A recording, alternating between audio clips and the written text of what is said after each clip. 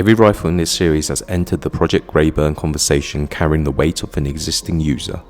The Marines who chose the MCX, the French Foreign Legion with the HK416, the American infantry transitioning to the SPEAR. The Sako M23 does the same, but with a different kind of credential.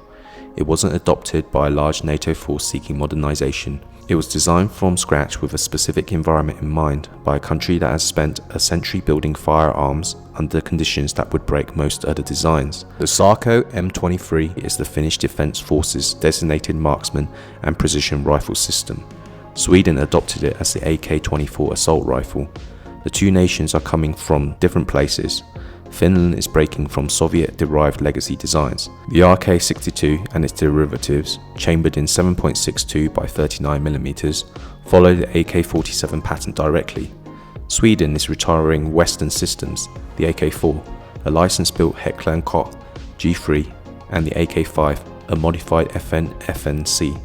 Different origins but the same destination, a jointly developed NATO caliber platform designed by a Nordic ally. This is the final contender in Project Grayburn. By the time we're done, the picture of what the British Army might carry into the 2030s should be considerably clearer. Before getting into the rifle, the manufacturer warrants attention, because SAKO is not in the conventional sense a defence prime. They're a Finnish company, based in Riihimäki, and their identity is built on precision manufacture rather than mass military production. The company's origins trace to 1919, 2 years after Finland declared independence from the Russian Empire. The Civil Guard needed a workshop to repair captured and surplus Russian military rifles. That repair shop became financially independent in 1921, reorganized under the acronym SAKO, Suojeluskuntain Ase ja Konepaja Oy, meaning Civil Guard Gun and Machining Works. From the outset, the company's existence was inseparable from Finland's defence requirements. The ownership's history that followed is, by any standard, unusual. SAKO was acquired by the Finnish Red Cross after the Second World War, a deliberate move to prevent Soviet expropriation under post-war reparation terms. Russia could not compel seizure of Red Cross assets. The company survived the post-war settlement by manufacturing hospital bedposts and medical equipment. It was owned for a period by Nokia, the telecommunications and cable company, before being acquired in 2000 by Beretta Holding, the Italian firearms group, where it has remained. That corporate structure matters for the Grayburn bid. SAKO isn't approaching the MOD independently. It enters the competition as a subsidiary of Beretta Holding, part of a group that also includes Beretta itself, Benelli, Steiner Optics, Norma Ammunition and several other specialist manufacturers. In the UK, the commercial vehicle for that bid is Beretta Defence Technologies UK, or BDT UK. The M23 is SAKO's product, but the industrial and contractual proposition belongs to BDT UK as the lead entity. The Sako M23 is an AR platform rifle, operating on a short-stroke gas piston system. Architecturally, it sits in the same category as the HK416. It takes the fundamental geometry of Eugene Stoner's AR design and replaces the original direct impingement operating system with a self-contained piston arrangement. The bolt carrier group runs cleaner, cooler and with less carbon fouling under sustained fire. What distinguishes the M23 from most of its Western contemporaries is the caliber profile. Finland adopted it as a 7.62 by 51mm NATO platform, specifically as a designated marksman rifle and sniper rifle, not a standard assault rifle in the 5.56 mold. The two Finnish service variants are the KIV-23, Kivari 2023, Rifle 2023, serving as a section level DMR, and a TKIV-23, Takusvari 2023, Sniper Rifle 2023, both chambered in 7.62 by 51mm NATO. Both entered Finnish service from 2022. The specifications are as follows. The M23 in its base configuration weighs 3.9 kilograms unloaded with a barrel length of 406mm, 16 inches, and an overall length between 880 and 965mm depending on stock extension. The magazine is a 10 or 20 round detachable polymer box. The Finnish DMR variant is typically fielded with a Trigicon VCOG 1:6 by 24. The sniper variant with the Steiner M7XI 2.9 to 20 by 50. The platform also accommodates suppressor integration as a designed-in feature, not a retrofit.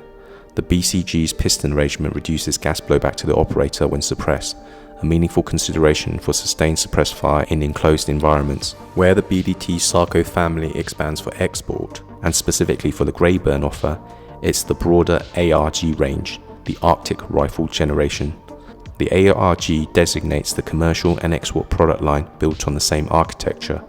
The relevant variants for British Army context are the ARG 40GP, a 5.56 by 45mm NATO gas piston assault rifle, and ARG 50GP, a 7.62 by 51mm semi-automatic precision rifle. Barrel length options span 292mm to 457mm across the family.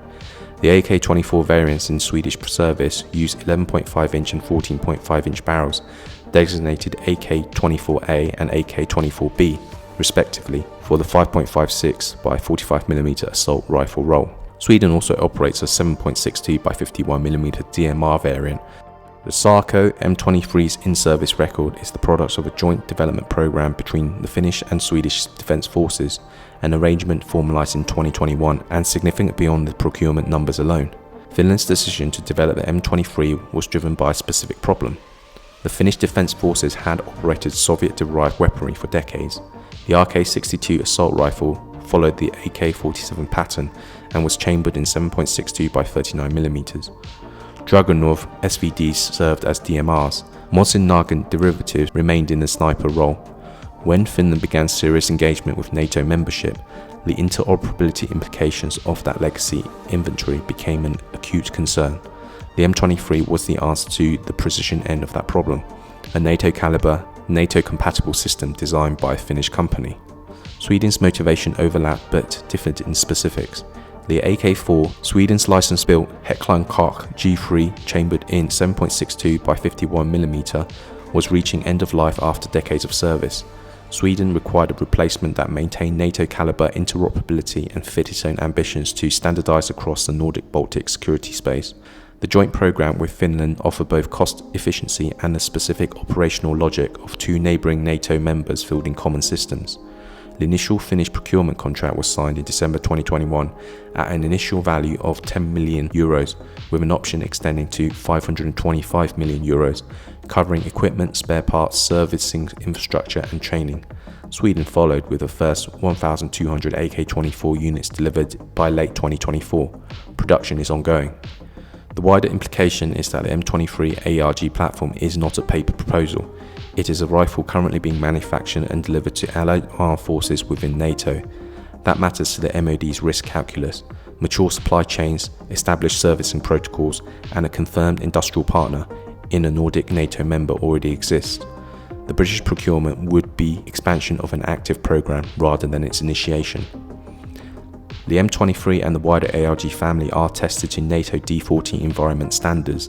That is the relevant benchmark for cold weather, mud and sand cycling. SAKO is explicit that the platform was developed with Arctic operations as the primary environmental parameter, not adapted for it after the fact.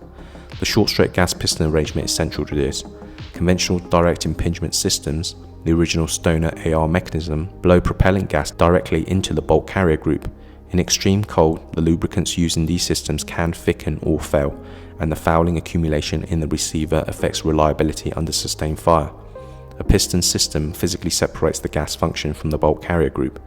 The carrier runs cooler and with less contamination. Finnish troops operating in conditions well below zero have adopted dry Teflon lubrication for the platform precisely because conventional oil-based lubricants presents problems at those temperatures. This is the operating environment Finland actually defends. It isn't a test category designed to look impressive on a spec sheet. Arctic reliability is a doctrinal requirement for the Finnish Defence Forces in a way that has no close parallel among most Western European armies. The M23 was built to that requirement. For British purposes, the Arctic credential translates into performance confidence across Norway, the Baltic states and the Northern European flank, theatres that are increasingly central to British Army force planning. The enhanced forward presence, the Joint Expeditionary Force, the Northern Group, all place British forces in environments where the M23's design heritage has direct relevance.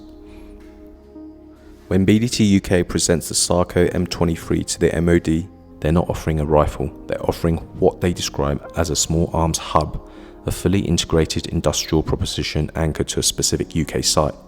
The site is Faldingworth, Lincolnshire. BDT's subsidiary Centenax already leases a portion of the 405-hectare facility, which includes a 210-metre underground ballistic range originally constructed to test aircraft armaments during the Second World War. The range is operational. BDT has secured agreement with the landowners to expand the site with plans for a production hall in excess of 2,500 square metres. If a formal MOD contract is secured by 2030, BDT states that the full requirement, estimated at approximately 170,000 rifles, would be delivered by 2042. The industrial supply chain BDT has assembled for this bid is deliberately domestic in character.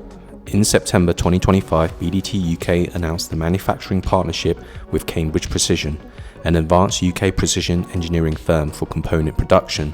The Faldingworth site itself will generate skilled employment in the East Midlands, a region that, as BDT notes, lost its small arms manufacturing capacity when the Royal Ordnance Nottingham Small Arms Factory closed in 2001.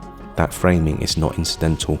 Under the Cabinet Office's social value model introduced in 2020 and applicable in central government contracts above threshold, social value criteria carries a mandatory 10% weighting in the tender scoring matrix. For a procurement of this scale, that 10% is not a rounding error. It is a material differentiator between otherwise competitive bids. BDT's explicit emphasis on East Midlands job creation, domestic supply chain development, and the restoration of a sovereign manufacturing capability the UK voluntarily relinquished is a direct play for those points. The full system offer extends beyond the rifle. Steiner Optics, also within the Beretta holding group, provides the integrated optics offer, specifically the M8XI 1-8X LPVO and the T1XI Red Dot. Norma, the Swedish ammunition manufacturer and another Beretta subsidiary, is positioned for the munitions supply chain. The proposition is a single point of contractual contact, covering firearms, optics, suppressors and ammunition, an arrangement BDT describes as materially simpler for the MOD than managing multiple separate contractor relationships. The calibre question remains open. BDT's position, stated publicly at IDEX 2025, is that France, Germany, Finland, Sweden and Italy have all remained with 5.56 by 45mm as their standard infantry calibre. The M23 family accommodates 7.62 by 51mm for the DMR and precision roles and can be adapted to 6.5mm Grendel if MOD requirements shift. BDT have stated preparedness to develop variants for alternative calibers if required. The M23's case rests on a coherent set of genuine strengths. The platform is proven in NATO service with 2 allied nations on a program that is currently producing rifles. Arctic and adverse environment testing is not a marketing claim. It is a design specification driven by operational necessity. The piston operating system addresses fouling and cold weather lubrication issues that have historically created problems for AR pattern rifles. The Beretta Holding Group's integration of firearms, optics and ammunition under one contractual roof offers genuine industrial simplicity. The industrial proposition is substantive. The Faldingworth site exists and is operational in part. Cambridge Precision's involvement indicates genuine domestic industrial engagement rather than speculative partnership. BDT's track record include the US M9 contract with the Department of Defence and the Bindig facility in Qatar, a greenfield production establishment that delivered results. These are verifiable precedents for what BDT is proposing in Lincolnshire. The limitations are also real. SAKO has no prior experience of a UK military contract at scale. The Grayburn bid would be BDT UK's first major MOD individual service weapon procurement. That is a meaningful distinction in the field where Heckler & Koch has managed the SA-80 upgrade program for decades and understands the British Army operating procedures, inspection regimes and institutional processes in a way that no new entrant can replicate immediately. The ARG-40GP, the 5.56 assault rifle variant most relevant to a Grayburn assault rifle requirement, is a newer product than the 7.62 M23 that Finland has fielded. Swedish AK-24 deliveries began in 2024. The assault rifle variant of the platform has less operational time in service than the precision rifle variants. That is not a disqualifier, but it is a different risk profile than fielding the HK-416, which has accumulated millions of rounds across multiple allied armies in combat conditions over 15 years. There is also structural questions about the BDT offer that has no clean resolution. The MOD is being offered a choice between 2 rifles, the M23 and the NARP, from the same bidder. Viewed from Beretta Holdings' perspective, this is a sophisticated commercial strategy rather than an oversight. They are presenting the MOD with a choice between baton-proven Nordic ruggedness and ultra-modern Italian modularity, ensuring that whichever direction Whitehall leans, the contract stays within the group. It is a hedge that only a conglomerate with assets at both ends of the design spectrum can execute. From the MOD's perspective, the picture is more complicated. Procurement officers will be alive to what it means to have a single industrial group dominating a short list of 5. If BDT UK wins on either platform, the British Army's primary service rifle, its ammunition optics and servicing infrastructure sits under one corporate roof for the following 2 decades. The dependency and competition implications of that outcome are not trivial, and they will have been considered by the time contracts are awarded. 5 episodes, 4 manufacturers, 5 rifles, 6 if you count the NARP and M23 as separate options from a single bidder. The HK416 brought combat experience and the largest international user base. The HK433 offered a lighter, modular alternative at the cost of that operational record. The SIG MCX brought the US Army's adoption and a genuine dual caliber capability.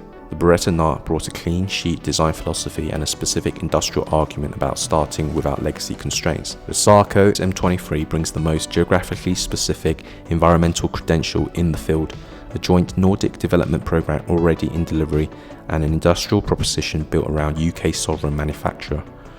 What ties all 5 together is the same underlying pressure. The SA-80's L85A3's out of service date of 2030 and a requirement for somewhere between 150 and 180,000 rifles. That will define how the British Army operates at a section level for the following 2 decades. The assessment phase for Project Grayburn is expected to begin in 2026. Contract award has been flagged as potentially Q4 2026 or early 2027. The timelines are tight relative to the fielding requirement, and the MOD has not yet specified caliber, a decision that will shape which platform remain viable options. What is clear from this series is that the British Army is not short of credible options.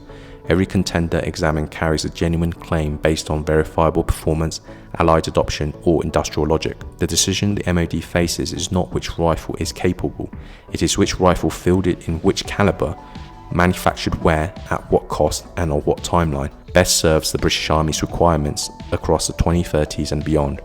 That decision belongs to Whitehall, but understanding the terms on which it will be made is why this series exists.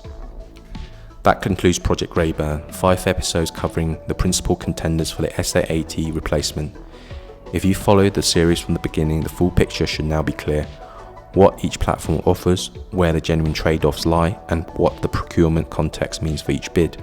A note on what comes next: the Project Grayburn assessment phase opens in 2026. When the MOD publishes further documentation, when contracts move, or when the caliber question gets answered, that's the point at which analysis becomes genuinely more useful than speculation. This channel will cover it when there's something substantive to say. One further name worth acknowledging: SSS Defence, a Bengaluru-based private manufacturer, declared intent to participate in Grayburn in February 2026. The first time an Indian small arms company has publicly bid for a foreign contract at this scale. There is currently no MOD acknowledgement of their entry. If that changes and the bid develops into something verifiable, it will get the same treatment as every other contender in this series.